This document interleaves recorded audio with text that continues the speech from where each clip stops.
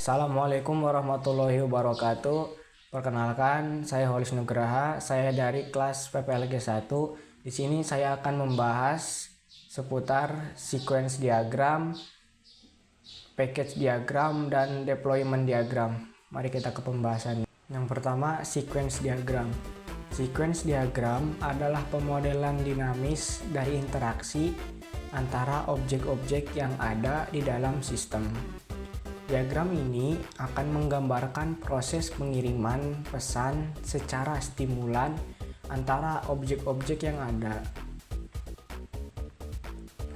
Simbol-simbol sequence diagram. Yang pertama, lifeline. Digunakan untuk menggambarkan objek-objek yang terlibat dalam interaksi yang digambarkan. Yang kedua, message. Message adalah pesan yang dikirimkan dari sebuah objek ke objek lain. Yang ketiga, self-message.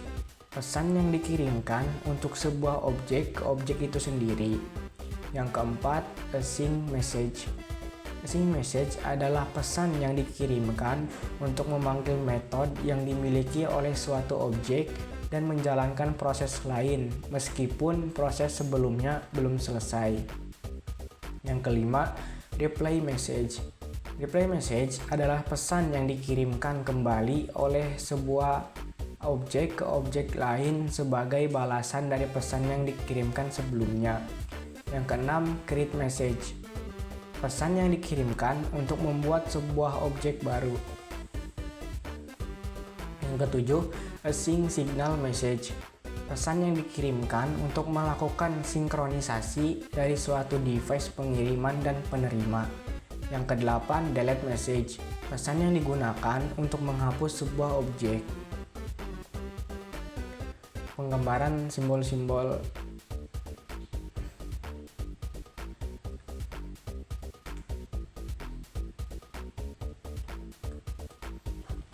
Selanjutnya, langkah-langkah menggambarkan sequence diagram.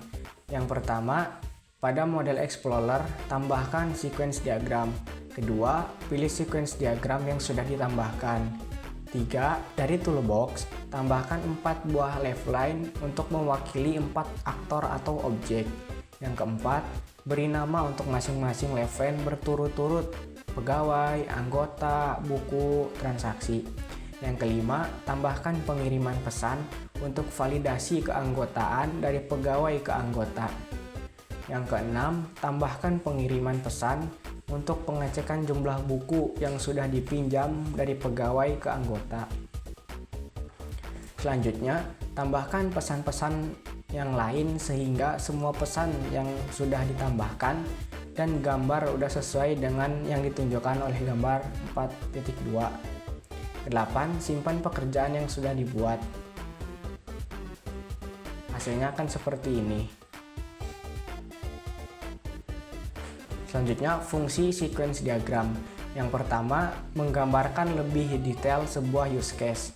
Yang kedua, memodelkan prosedur, fungsi, atau operasi secara logika dengan cara yang sangat baik. Yang ketiga, memungkinkan pengembang dan pengguna melihat objek-objek dan komponen-komponen berinteraksi satu dengan yang lain untuk menyelesaikan sebuah proses. Yang keempat, merencanakan dan memahami detail-detail fungsi yang ada saat ini ataupun untuk skenario pengembangan yang akan datang. Yang kelima, menggambarkan kemungkinan skenario penggunaan dari sebuah sistem.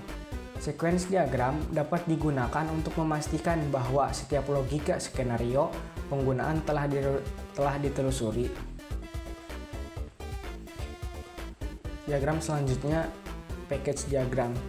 Package diagram digunakan untuk menunjukkan ketergantungan antara subsistem atau modul-modul yang ada di dalam sistem dengan berbagai level sudut pandang yang berbeda.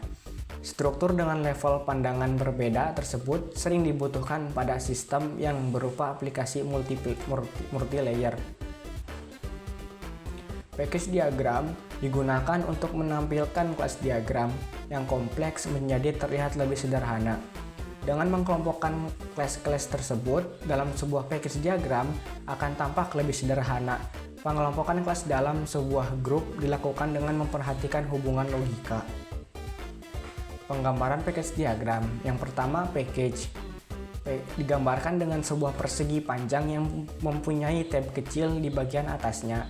Yang kedua, nama package. Ditempatkan di tab atau di bagian dalam dari persegi panjang. Yang ketiga, ketergantungan. Digambarkan dengan menggunakan anak panah dengan garis putus-putus.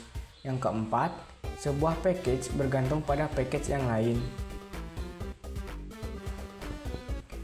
Selanjutnya, deployment diagram.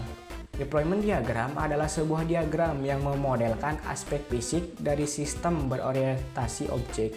Diagram ini berusaha menggambarkan bagaimana perangkat keras saling terhubung dan bagaimana komponen software beroperasi di dalamnya. Oleh karena itu, deployment diagram sangat membantu dalam menggambarkan hubungan antara komponen seperti perangkat keras, jaringan, dan perangkat lunak dalam sistem yang kompleks. Fungsi deployment diagram yang pertama menampilkan struktur dari sistem pada saat dijalankan. Yang kedua, menampilkan perangkat keras yang digunakan agar sistem dapat diimplementasikan dan link antara berbagai item perangkat keras tersebut. Yang ketiga, memodelkan elemen-elemen perangkat keras secara fisik dan jalur komunikasi antara mereka. Yang keempat, dapat digunakan untuk merencanakan arsitektur sistem. Yang terakhir, yang kelima, digunakan untuk dokumentasi deployment dari komponen-komponen perangkat lunak atau node-node. Deployment diagram, simbol penggambaran. Yang pertama, nodes. Nodes digambarkan menggunakan simbol balok. Node dapat mewakili sebuah perangkat lunak atau keras. Yang kedua, asosiasi. Asosiasi atau hubungan menggambarkan hubungan kerja antara dua node. Yang ketiga, ketergantungan. Ketergantungan adalah hubungan antara dua node, keberadaannya bergantung kepada node yang lain. Kesimpulan, sequence diagram, package diagram, dan deployment diagram adalah bagian dari OML yang digunakan untuk menggambarkan sistem dari sudut pandang yang berbeda.